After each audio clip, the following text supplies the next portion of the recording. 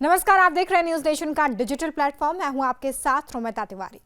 बिहार में काबा, यूपी में काबा, ये गाना आपने जरूर सुना होगा।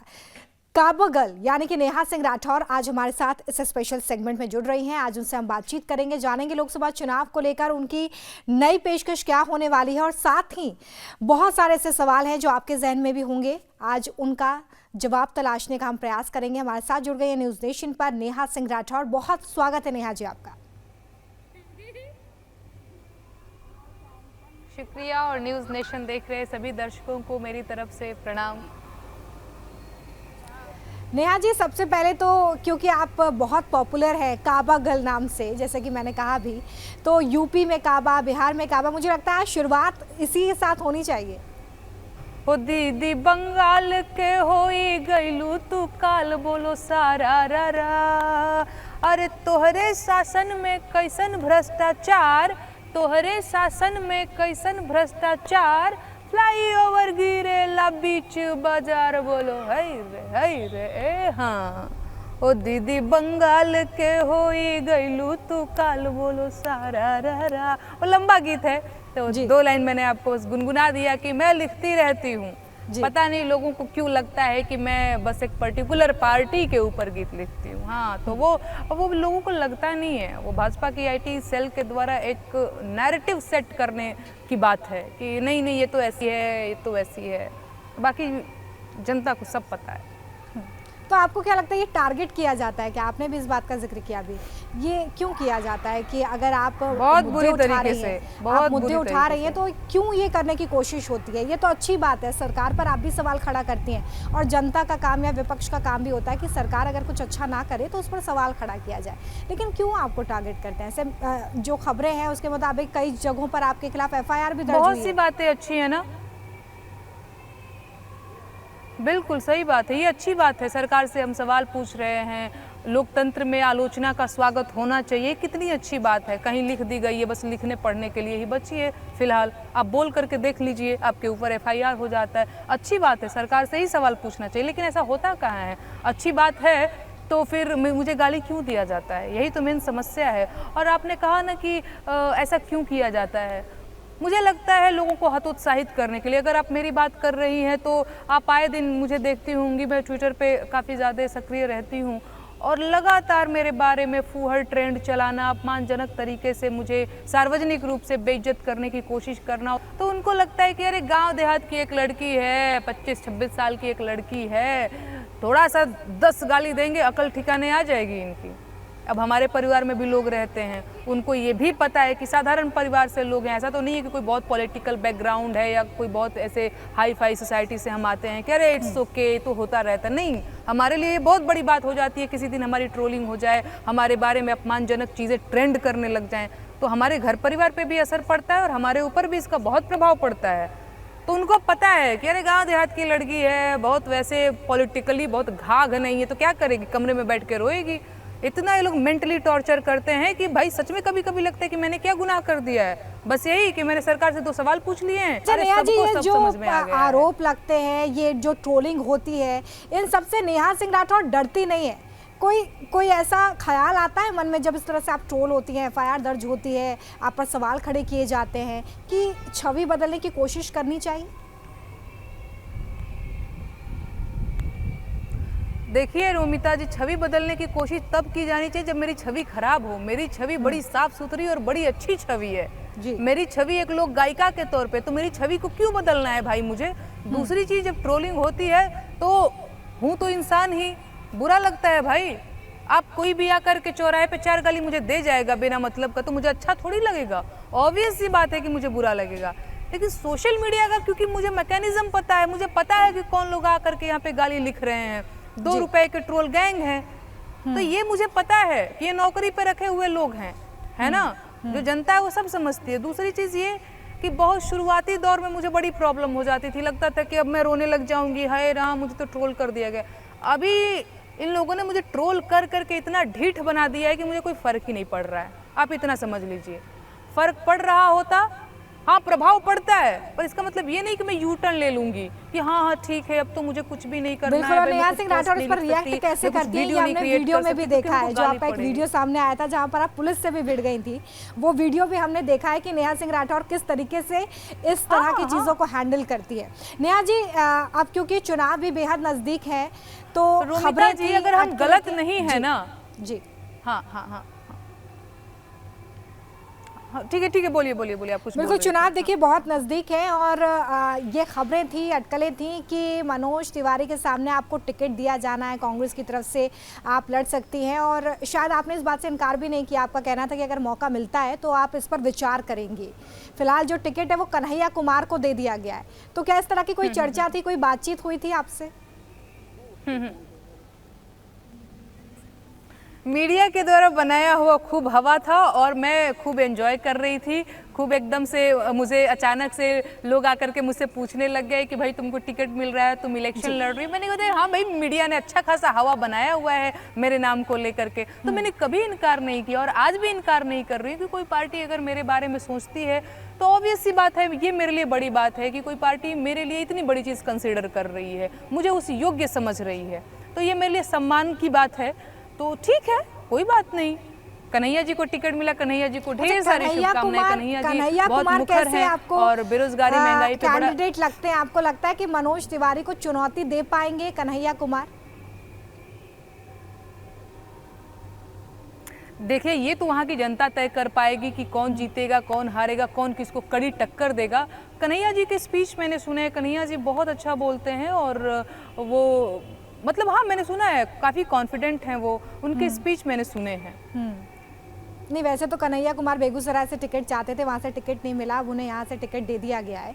और चर्चा वैसे आपके नाम की भी थी, आपने बहुत वार पलटवार भी मनोज तिवारी को लेकर किए थे और ये भी कहा था कि जिस तरीके से भोजपुरी गानों को अश्लीलता के साथ परोसा जा रहा है, वैसे लोग संसद पहुँच रहे हैं, ये कॉमेंट भी आपकी तरफ से किया गया था। तो आपको इस बात का अफसोस होगा कि अगर आप मनोज तिवारी के सामने चुनाव आज भी किया जाएगा, तो आप और ज़्यादा बड़ी चुनौती पैदा कर सकती थी?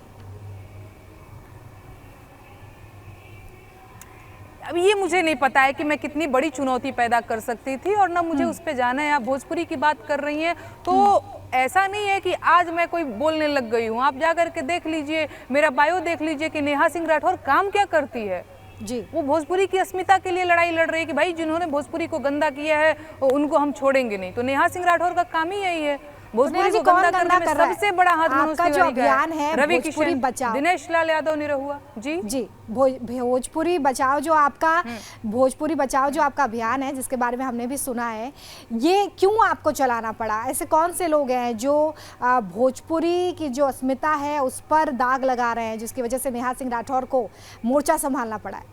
पहला नाम मनोज तिवारी जी, पहला नाम मनोज तिवारी जी, दूसरा नाम रवि किशन शुक्ला जी, तीसरा नाम दिनेश लाल यादव उर्फ निरहुआ जी। ये 3 लोगों को मैं इसलिए बोल रही हूँ क्योंकि भाजपा इन लोगों को सम्मानित कर रही है टिकट दे दे करके और ये लोग पहुंच रहे हैं संसद में। भाई वो संसद है, वो बहुत सम्मानित जगह है।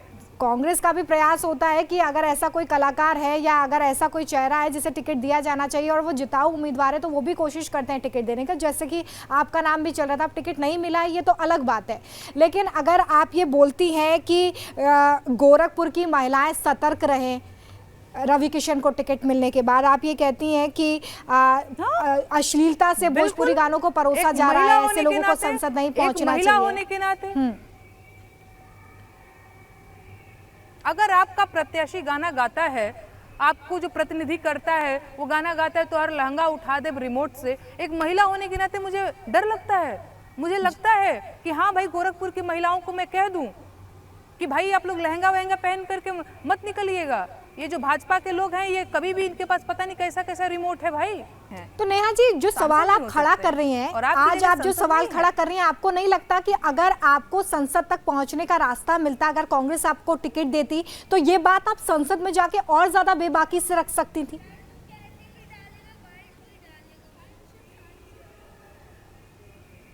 हाँ बिल्कुल रख सकती हूँ, मैंने कब इससे मना किया है, बिल्कुल रख सकती हूँ। तो मुझे क्या मौका मिला तो जरूर तो रख क्या सकती हूँ। आपको नहीं लगता कि जैसे और लोग हैं, जैसे पवन सिंह है जिन्होंने निर्दलीय चुनाव लड़ने का फैसला किया, आपके मन में कोई ख्याल आया कि आप निर्दलीय चुनाव लड़के इस तरह से उन लोगों के खिलाफ आवाज उठाए जिनको लेकर आज आप बात कर रही हैं, महिलाओं के सम्मान की बात कर रही हैं? मुझे लगता है निर्दलीय चुनाव लड़ने के लिए बहुत पैसा खर्च होता होगा हमारा। मैं बहुत साधारण लड़की हूँ, जी, बहुत साधारण लड़की हूँ। मेरे पास इतने पैसे नहीं है कि मैं निर्दलीय चुनाव लड़ूं। अच्छा, किसी और पार्टी से ऑफर आता तो समझ आप रही चुनाव हैं आप? लड़ती? तो मेरे पास भाई बिल्कुल पैसे वैसे नहीं है चुनाव लड़ने के लिए। मैं विचार जरूर करती। लेकिन बिहार में काबा की अगर 2 लाइनें आप गुनगुनाएं, क्योंकि मेरा अगला सवाल उसी से जुड़ा हुआ है नेहा जी। तो पहले बोलना चाहिए था आपको ना, मैं थोड़ा सा वैसे तैयार करके लाई होती। मतलब भी मुझे देखना पड़ेगा पीछे। बस 2 लाइनें नेहा जी। 1 मिनट टाइम दीजिए, मैं थोड़ा सा सर्च कर अगर लेती आपने हूँ। तेजस्वी और नीतीश लाइन। कुमार के लिए जो गाना गाया था, अरे बस 15 वही। साल, हाँ हाँ ठीक है। अरे 15 साल चच्चा रहले 15 साल पप्पा, 15 साल चच्चा रहले 15 साल पप्पा, तबो ना मिटल बेरोजगारी के ठप्पा। अरे का बा बिहार में का बा, हाँ रंगदारी बा, रंगबाजी बा, गारी बा, मार बा, गर्दा बा। वो लंबा गीत है, आपने बोला होता तो मैं पहले ही देखिए, तेजस्वी यादव जो इस बार मैनिफेस्टो में 1 करोड़ नौकरी देने का वादा कर रहे हैं लोकसभा सुन चुनाव के लीजिएगा। लिए। बिल्कुल बिल्कुल, लोकसभा चुनाव के लिए तेजस्वी यादव ने जो मैनिफेस्टो जारी किया है। 2014 में भी बहुत वादे हुए थे। 2014 में भी बहुत वादे हुए थे। अच्छा, तेजस्वी के वादों पर आपको यकीन होता है क्या? लालू प्रसाद आपको कैसे नेता लगते हैं? लालू प्रसाद मेरे पसंदीदा नेता हैं। तो उनके बेटे तो कह रहे हैं 1 नेता करोड़ लालू प्रसाद नौकरियां मैं यादव जी। दूंगा, इस वादे पे विश्वास होता है?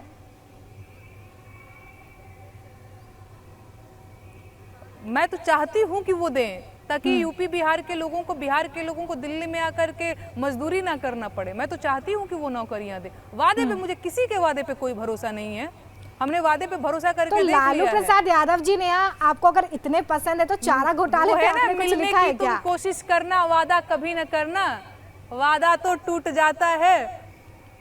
तो नौकरी देने की तुम कोशिश करना, नौकरी देने का वादा मत करना, वादा तो टूट जाता है महाराज। अच्छा नेहा जी, वादे पे लालू भरोसा प्रसाद नहीं है। यादव आपको पसंद है तो मेरा एक सवाल है कि क्योंकि आप इतनी बेबाकी से सारी बातें रखती हैं, सवाल पूछती हैं, तो चारा घोटाले पे आपने कुछ लिखा था क्या? हालांकि 2022 में आपका ये गाना पॉपुलर हुआ था, लेकिन उससे पहले हाँ, क्या आपने बिल्कुल कभी लिखा था मैंने। लिखा? जी, तो वो अगर आप हमारे साथ साझा कर पाए।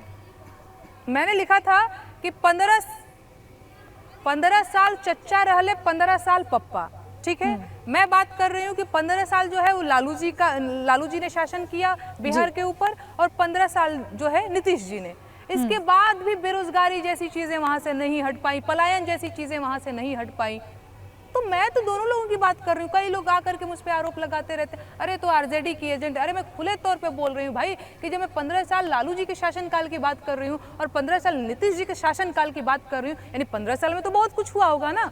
गुंडागर्दी, मैं जंगल राज की बात कर रही हूँ, और आप मुझ पे आरजेडी का एजेंट होने का आरोप लगा रहे हैं। आपका आरोप निराधार है, और किसी का भी जो जनता है वो समझती है कि नेहा सिंह राठौर काम क्या कर रही है। बाकी लालू जी के बारे में आपने पूछा तो हाँ, वो मेरे फेवरेट नेता हैं। मतलब मुझे लगता है कि जितना अच्छा पहले जो है उनकी स्पीच पहले के स्पीच में सुनती, मुझे लगता है कि मतलब ह्यूमरस तरीके से आदमी ये बात अपनी कन्वे कर दे रहे हैं। तो इस बार जो चुनाव होंगे बिहार में, उसमें तेजस्वी यादव बोल रहे हैं कि जनता जो है सबक सिखाएगी लालू प्रसाद यादव के बेटे। तो आप क्या ये उम्मीद कर रहे हैं कि इस बार आपके फेवरेट नेता के जो बेटे हैं वो मुख्यमंत्री की कुर्सी संभालेंगे? नहीं, आप ऐसे नहीं कह सकते। फेवरेट नेता के बेटे मेरे फेवरेट नहीं हो सकते भाई, ऐसा नहीं है। फेवरेट नेता लालू जी हैं, इसका मतलब ये नहीं कि फेवरेट नेता के बेटे भी मेरे फेवरेट ही हो, ऐसा कुछ नहीं है। और पता नहीं वो लोग, उनकी पार्टी है, क्या कर रहे हैं नहीं कर रहे, उनसे मुझे क्या मतलब है। अच्छा नेहा जी, क्योंकि भ्रष्टाचारियों को लेकर भी आप बड़ी नाराजगी जाहिर करती हैं, भ्रष्टाचार पर भी आप सवाल उठाती हैं, तो ऐसे तो भ्रष्टाचार लालू प्रसाद यादव की सरकार में भी हुआ, शिबू सोरेन की सरकार में भी हुआ, तो उसको लेकर आपकी तरफ से कोई गीत सामने नहीं आते? अरे भाई, मैं कह रही हूँ रोमिता जी, 15 साल चच्चा रहले और 15 साल पप्पा। मैं जब दोनों लोगों की बात कर ही दे रही हूँ तब इसमें कहाँ से आ गया कि पर्टिकुलर ये चीज? मैं पूरे 15 साल के शासनकाल पे जो है सवाल उठा रही हूँ। 15 साल तो आप भी रह करके गए, क्या किया आपने तब बिहार भी के लिए? आपको लालू 15 यादव साल आप पसंद भी है? रहे, आपने क्या किया बिहार के लिए? तब भी आपको लालू यादव लालू पसंद है? यादव की नेहा जी, स्पीच मुझे बहुत अच्छे लगते हैं। नेहा जी, अब मेरा जो दूसरा प्रश्न है वो बेहद महत्वपूर्ण है, क्योंकि हम बहुत सारे नेताओं के बारे में बात कर रहे हैं। राहुल गांधी आपको कैसे नेता लगते हैं? सीधा और साफ दिल इंसान लगते हैं। तो न्याय यात्रा उनकी तरफ से निकाली जा रही है और तमाम वो भी सवाल पैदा करते रहते हैं, केंद्र सरकार को लेकर सवाल खड़े करते हैं। तो आपको क्या लगता है कि इस बार उनकी आवाज़ जनता तक पहुंचने वाली है? 2024 के जो चुनावी नतीजे हैं वो राहुल गांधी के पक्ष में होंगे या थोड़े उलट हो सकते हैं?